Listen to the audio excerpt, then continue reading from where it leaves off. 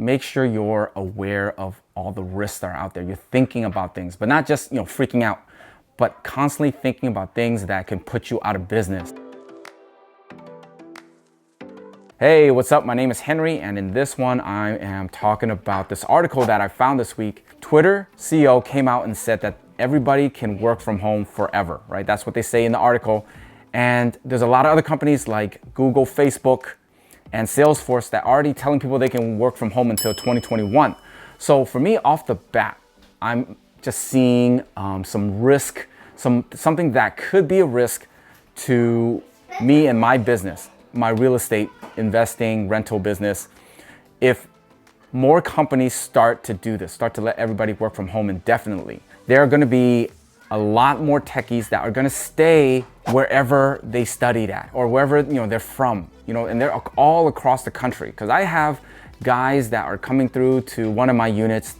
These are just techies, just fresh batch of techies every single year coming in from all over the country. And if you let them, they're gonna go back home. They're gonna stay in mom's basement in Texas or in Kansas or in Virginia, wherever they're from. Why, I have to go live in San Francisco, high cost of living, find roommates, figure out that whole deal. It might be fun or interesting for some people to just kind of move out.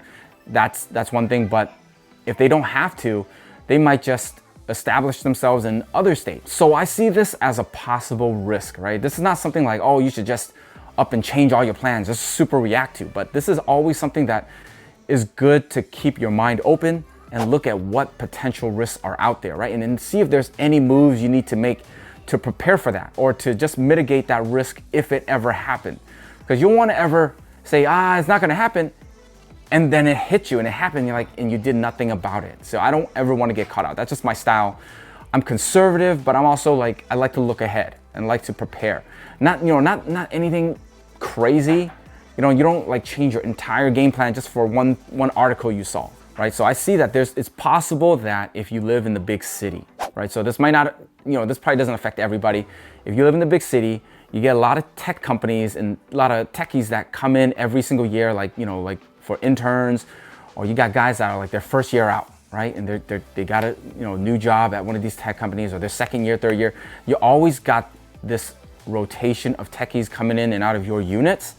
Then this will impact you, right? This could, if this ever happened. And basically, there's gonna be less demand, right? So if everybody's gonna stay wherever they're at, they don't have to come to San Francisco, Seattle, any of the big cities, they're gonna have more options, right? So they're gonna be able to just pick and choose. So these guys that are coming in that do decide to come in, they will be, right? It won't be zero demand. There's always gonna be some demand, especially in these big cities. Everyone wants to live there, but then they're gonna have their choice, right? They can pick and choose what they wanna live in. There's gonna be some pressure on prices, at least initially, right? In the long run, I still at least believe in San Francisco. That's where I'm from. Also because there's plenty of competition. There's so many condos being developed.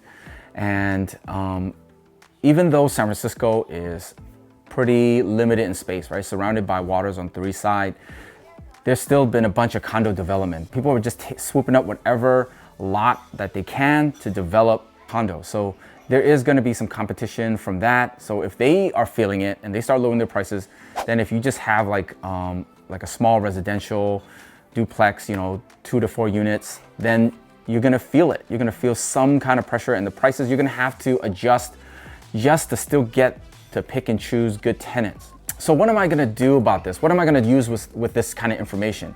So basically, if I'm looking for my next deal and I am out there shopping, I would still look for, even if I could find a good deal, I would still make sure there's a lot more cushion for cash flow, right? It better make a good amount and then some before I get in on this deal, something like that, right? And it's already something you have to think about because of the current market and the economy and the whole world, something you already think about. But another thing to think about is if there's pressure on rents. And I'm still looking in San Francisco, right? That's my backyard. That's what I believe in the long run.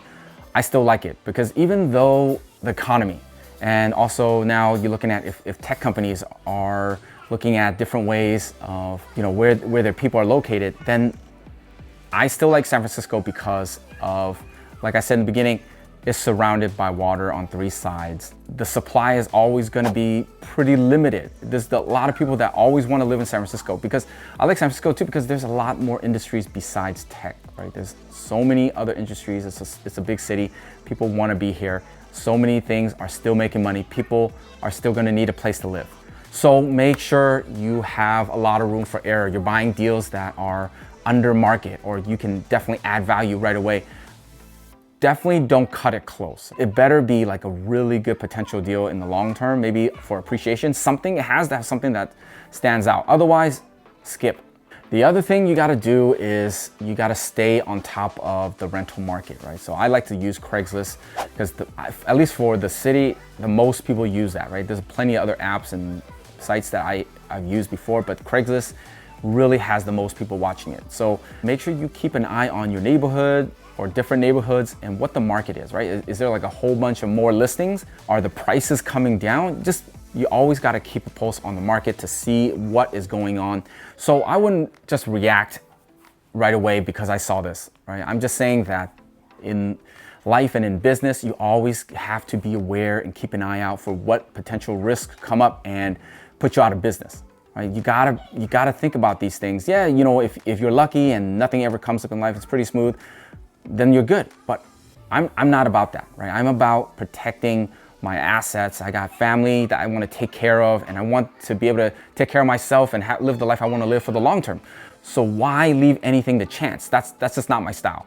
So I would make sure that you keep an eye out for these things. And if companies do start to announce that, hey, Google is letting everybody work from home forever, Facebook, Apple, and all of these companies in the city are letting people work from home, then I would be really, really careful. I would start to ratchet things up. If I'm looking at new deals, yeah, it has to be a really, really, really good deal. And my current, properties, I have to look at, making everything efficient. I'm not gonna mess around and start trying to up everybody's rent. I would be like looking at everything that I have to prepare for in case that does happen, right? And in all the deals that you currently have, I hope you have a nice cushion already, right? Hopefully you got reserves. So if in case anything happens or anything goes vacant, you can last for a while. No one's gonna bail you out, right? Everybody is against you, right? The evil landlord that's trying to, milk everybody's money, even though you're out here providing a service, giving people housing and taking care of people, right? It's their home, it's their life. But people don't look at it that way. So no one's gonna bail you out. Make sure you have your own money. You're always prepared. So what do you think is gonna happen? Let me know in the comments. What do you think about these kind of risks? Do you even care? Is it like, oh, this is overblown? You don't even need to think about it? Let me know. So that's it for this one. Thanks for watching, and good luck out there.